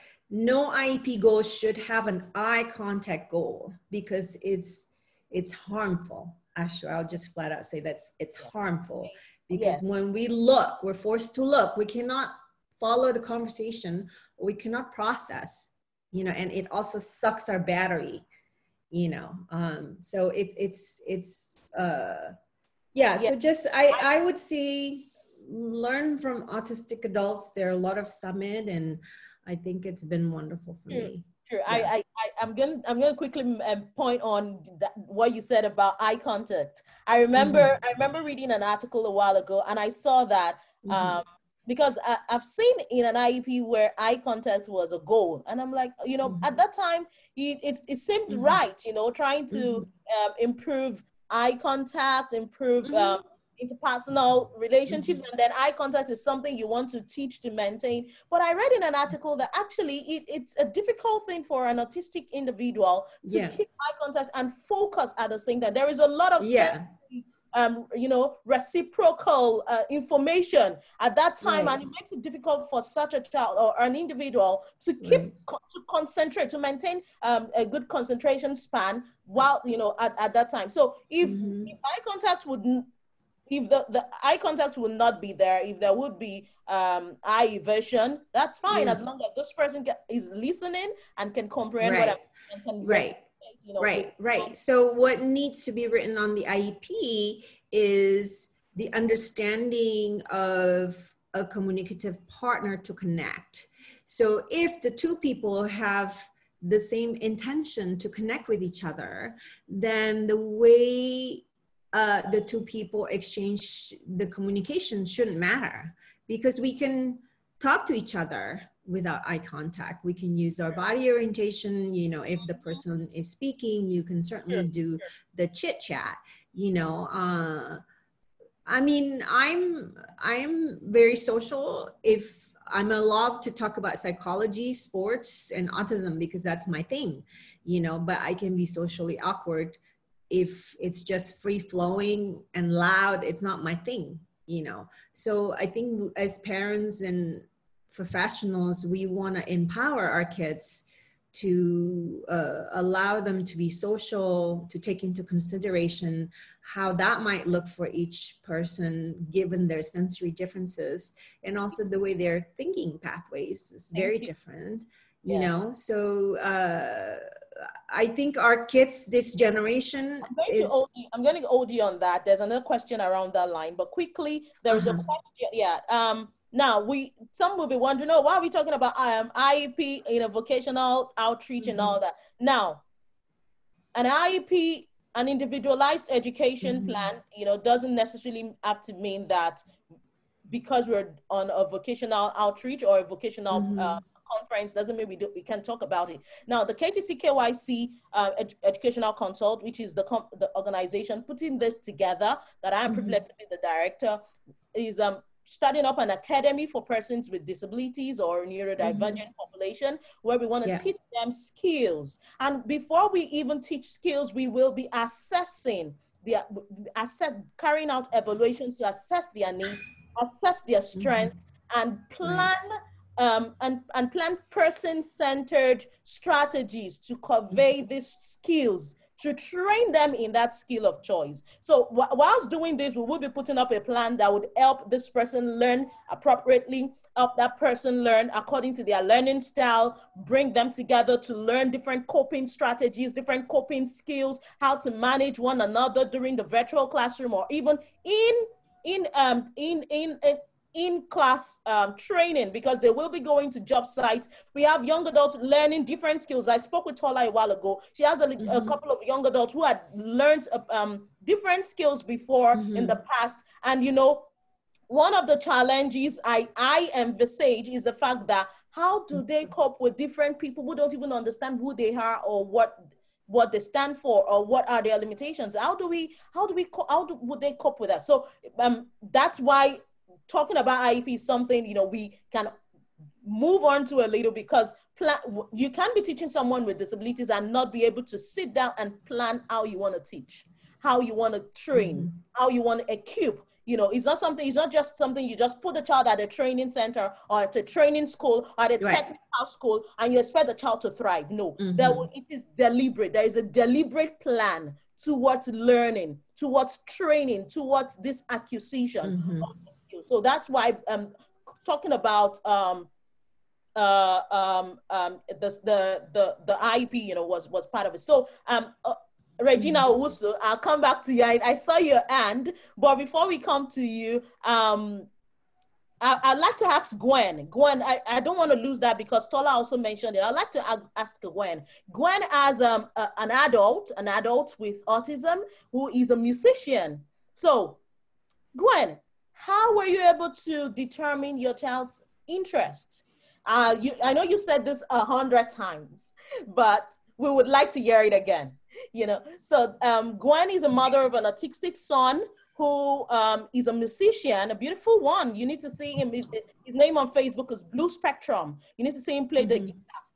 I happen to be a mini guitar player. It's been a while I handled the guitar. I used to play the guitar. So when I saw him, I just fell in love. I just fell in love with him, you know. So Gwen, how were you able to determine interest and help your son build this skill? Now, Zane, our son's name is Zane. Zane is thriving from this skill. He's an adult. He's taking care of himself. He's finding for himself. He's paying his bills. I want to believe that because he makes money through this. So how did you come about this, and how far have you helped Zane? What have you learned from this experience? Thank you. Gwen, you have just about 5 minutes, 3 minutes to answer. Okay. All right, I'll make it quick, and I do apologize for the background noise. I'm actually in a car right now. We're on our way to one of his performances. But I'm grateful to be included with all of you. We didn't know anything different either. And it's interesting when we talk about the diagnosis of autism and the rigidity that comes with it.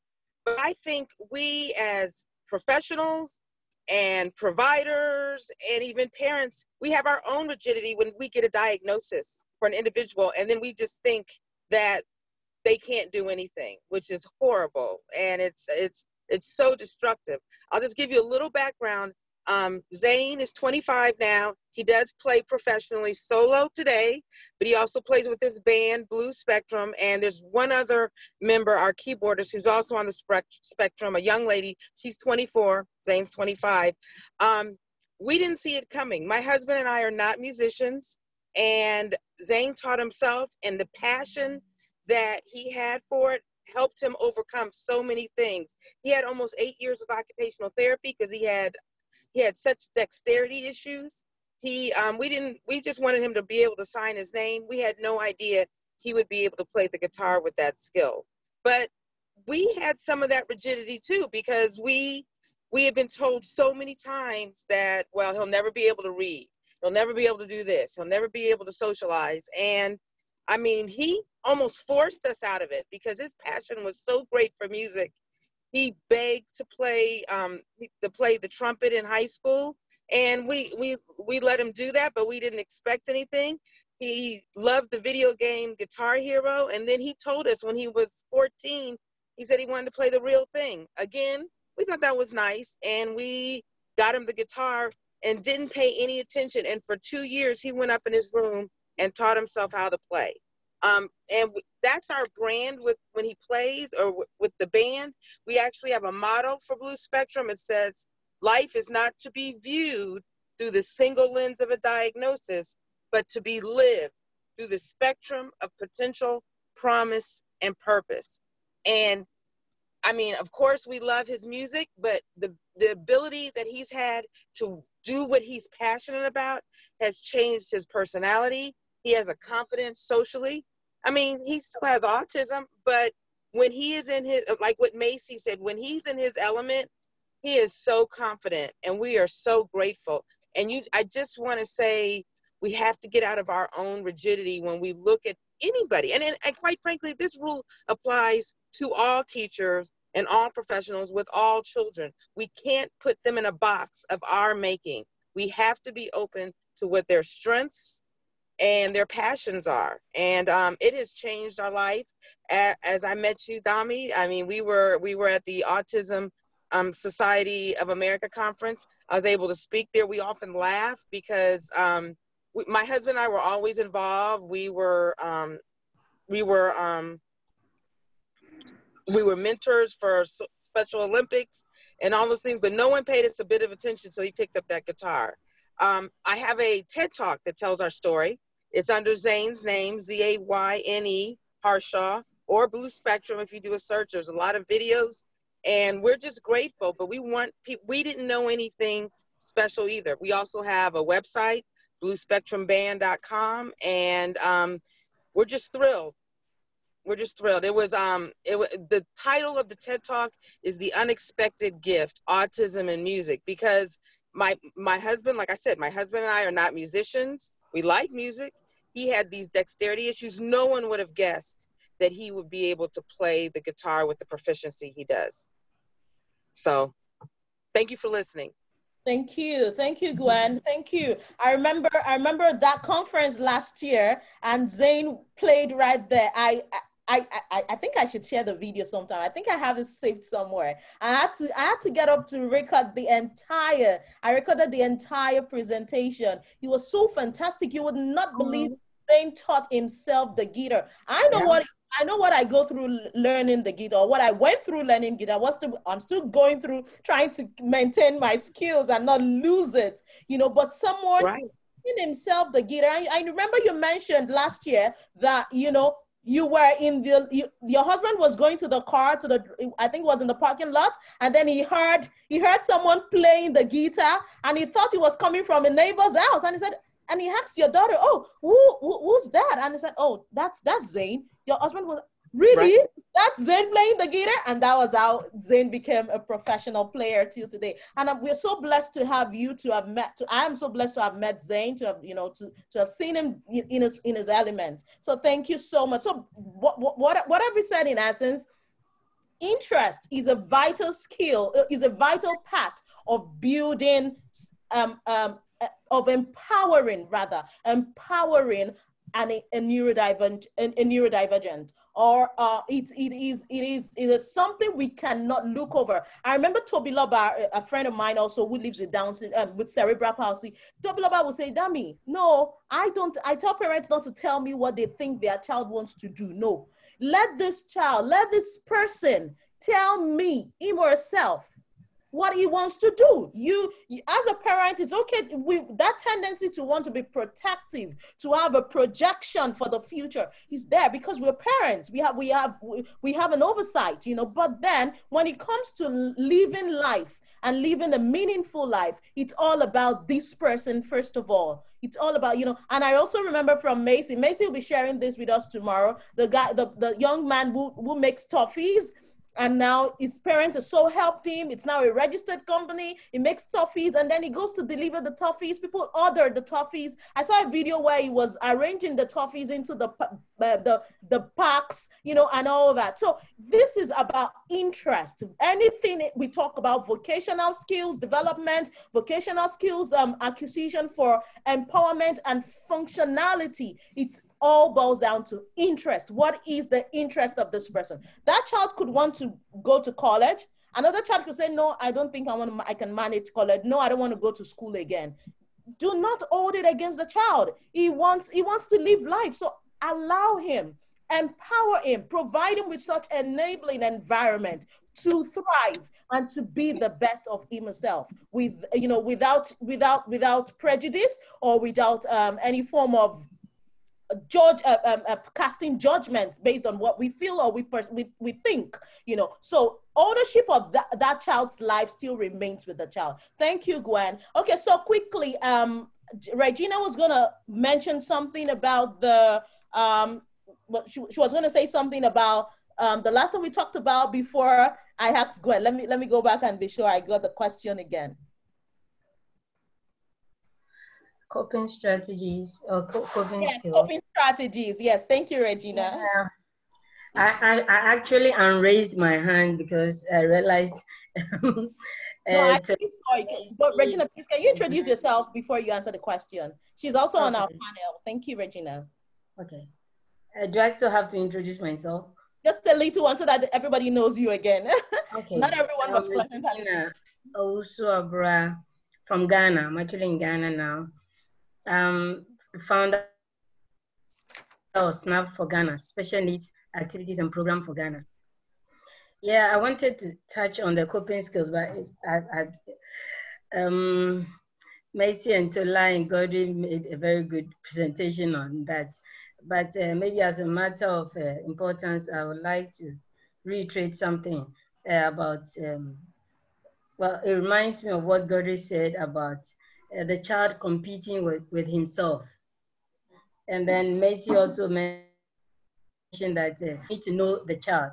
What this impresses on us is that whatever strategy or support system we want to employ, is very important that it's child specific. So we would have to know the child, know the medical condition, and any other thing, the environment, the history of the child, anything that affects the child development.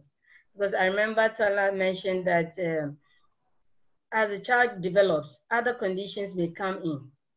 So it was very important that you get to know about the child, not just the child, but the conditions. Then you will know which strategies or whatever to employ to help the child have these coping skills to live his life.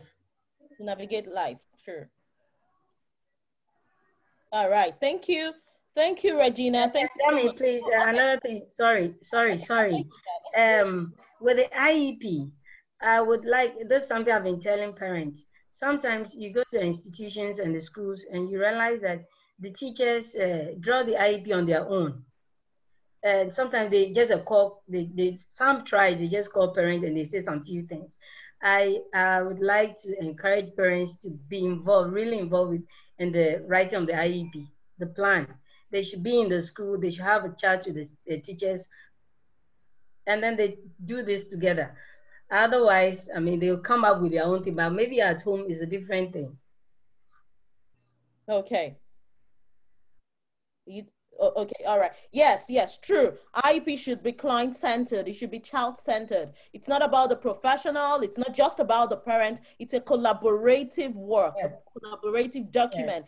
It involves everybody's input, the child as the main stakeholder, as the determinant of everything that goes, onto the IEP. Yes, thank you so much. One last question, and then we'll be done for today. We're running behind time because we started a little bit late. I think about 10 into 15 minutes later than we should have started. So we will be slightly late today. So permit us, with all due respect, I ask that you permit us to be slightly late today. Okay, so one last question. I remember one of our speakers said something about setting the child up for success. And I remember when I was going to think about this theme for the vocational outreach, that was something that was on my mind. How do we set up individuals with disabilities for success? How do we set them up for success? How do we see beyond the limitations, the presentations for now, and be able to set them up for success in the future, set them up for life, basically. So I would be asking Macy first, what are your take on this? In conclusion, we're rounding off now. I think that setting up for success is about helping our family member to become the best version in their own ways. I think that's very important. The making sure we support them to be able to live their best life at different throughout the different chapters of their lives, you know. And I think sometimes, a lot of times, I think as parents, it means that we have to throw normal out the window, because especially when you learn from autistic adults and you begin reframing what that success means as a family, because your family shouldn't be defined by autism, ADHD, or all these labels, because those labels are not even correct, because it's all based on deficit model. I always say that a family is like a table, you know, it has to be sturdy, and it's not just, don't let like the autism tip you, tip the table off, because then it affects everyone in the family and you're stuck together as a family, you know. So to me, if you are successful as a family, as you raise your children and help each one of them, and also all of us as adults to just living our best life, you know, I think then that's the definition of success. All right, thank you so much. I didn't know I was on mute. Thank you so much, Macy. Thank you. This question also goes to Gwen. Gwen, are you still there? Yes. You're on mute, Gwen. All right. Okay, so, I'm talking. Okay. Oh, we could come back to you when you're fully parked. Let someone else go. All right. Everyone. We are. Oh, I'm not driving. That would be kind of dangerous. Okay. I'm riding. All right, I'm here. Okay, so the question was setting up for success. How do we set the individuals up with disabilities? How do we set them up for success? Considering the fact that we want them to lead a meaningful life, an impactful life, a fulfilling life, a happy life to them, you know, for themselves and for the family at large and the society. How, as parents, as guardians, how do we set up individuals up for success in regards to skills development, empowerment, and the likes? Well, kind of what everyone has been referring to, we got to focus on their personhood first, where they are as a person, what their interests are, and then develop it. And it can be in a wide array of different areas. I have an example of a friend of mine who does employment services for people with disabilities. And a lot of times she has to take the individual, her client, into the store or the organization and have them volunteer and work there for a couple hours and let them see. Unfortunately, there are biases against our community. That's what we've done with Zane. In the beginning, we would just go to open mics around town, open jam sessions, and he would just have to play, because quite frankly, in the beginning, when we would, because we live out loud, we always talked about the autism, but when we would tell someone he had autism, they would assume he wasn't as good. So we had to show him, and that's not fair, but that's the reality. So if I mean, you got to let your kids and your young adults out. We can't wrap them in bubble wrap, and you have to really try to get to know them as a person, find out what their interests are, and look into it. Okay, thank you. That's true. I agree with you. We cannot keep them up, lock them up somewhere, or keep them away from the society. No, we can't do that if we want them to be successful and to be able to, even a lot of coping skills are learned whilst relating with people, different people from different backgrounds, different orientations. So yes, I totally agree. We focus on their humanhood. I like that word. So we focus on their humanhood, and then we don't lock them up somewhere. I allow them explore so that they can thrive. Thank you so much. Thank you. The last person to speak would be Tola. I know Tola also has worked with young adults and adults too. So that's why I'm directing the question to you, Tola. I have one question for Ms. Ogbechi. It came in a couple of minutes ago, but the person just reminded me. So I would be asking her before we leave. All right, so Tola, how do we set them up for success too quickly before we, 1 minute to answer this, please, Tola. So it's varied in the sense that you're looking at that individual, and is this person, is this a behavior? So you want to know the roots of a learned behavior, a behavior that was picked up from the very first day, and how are you able to, how are you going to work towards replacing that behavior? And also there's something I like about errorless learning. And that means that you're just trying to ensure that there are cues, and no matter what age the person is, you still want to like ensure that the person is moving towards succeeding, because errorless learning is something that I know that, you know, once the child, it can build the child's confidence, because I know that persons that I support, that I work with, they do not like to fail. They like to succeed. So you don't want to tell them off, replace behavior. So if you're saying you don't like this behavior, what are you replacing that behavior you don't like with? And you want to do that back to back with lots of practice. Also teaching about sexuality, relationships, and you know what I mean? So you just want to continue like to do this before it happens. That's more like being proactive. Then teach a lot of social skills, how you can apply those skills at home. And of course, depending on the disability and the learning style, you just want to put all of those things into consideration. Thank you. Thank you. Thank you so much. All right. So the last question. Yes, thank you, Tola. You said learning the behavior of this child, even unlearned behaviors. How do you identify these, and then we are able to the root of the behavior. Yeah, the root of the behavior, and then we are able to move on from there. So Ms. Ogbechi, the last question to you was, how do you manage as a parent who is, my young man is bumping my video this afternoon, as a parent who is working and also giving the best of R to a young man with disability? How do you cope with work? How do you cope with it? Because I know quite a number of parents who had to let go of their career so that they can focus and help the individual with disability. I know quite a number of parents. But well, I'll let you answer. But I think one of it is because you run a business of your own, which affords you some flexibility. But let's hear from you. How do you cope with work and your child with disabilities? Well, I have no. I was in paid employment when he was born, and for a while, even up until he was maybe 4 or so.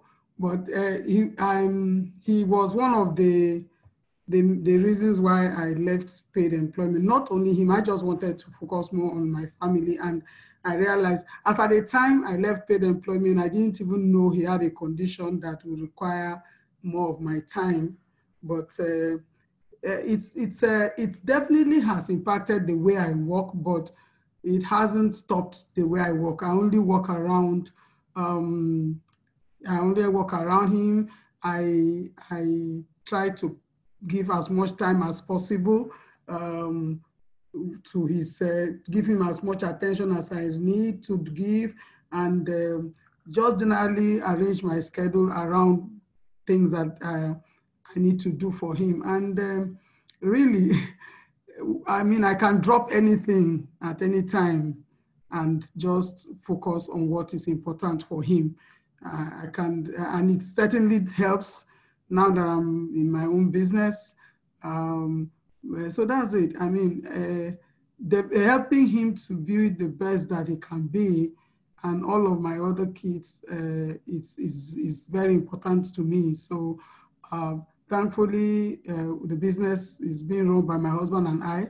So we share time for the business and for the kids. So having him go to school so far away from home, because we're looking for the right school for him and all that, only meant that it was going to stretch us a bit more. So we share time. And as you know, I'm in New York right now. So we share time. When I come, I go back, face the business. My husband comes the next time we need to come, but we are always there. It's very important for us. So we give it the time. Yeah. Thank you. Thank you. Intentional parenting. I remember you said that. That's true. Intentional parenting. We give the child, you give the child the time, the individual, the young adult, your time ready to always be there, you know, and at the same time, allow them grow and thrive even as individuals, as independent as they can be. Thank you so much for today. It's been a wonderful time today with everyone. Thank you, all my speakers, all the panel members. Thank you. Tomorrow we will be having Macy and myself for our presentation. I will be talking about the rudiments of pre-vocational and vocational skills development. Macy will be talking about employability, you know, employability, the right support, the right career, how to help the person with disabilities identify the right career and employability skills for, you know, and all of that. So Macy will be talking from that perspective tomorrow. I'll be talking from, you know, my understanding and background in OT and pre-vocational and vocational skills. So join us same time tomorrow. We will be here on the same Zoom link. If you registered, you will have got you got the Zoom link to get here today. Same Zoom link and password to join us tomorrow, same time. Thank you all for coming and have a wonderful evening. Thank you to the entire KTC team. Thank you to Jubilee. Thank you to Josephine. Thank you to Damilola Shueton. Thank you to everyone and all supporters. Thank you, Lola Nike, for coming in. Thank you, Adeomi Akionbi, for coming in. Thank you for everyone. Thank you, Tola. Thank you, everyone, for coming in today. We are blessed to have you. Have a wonderful day and see you again tomorrow. God bless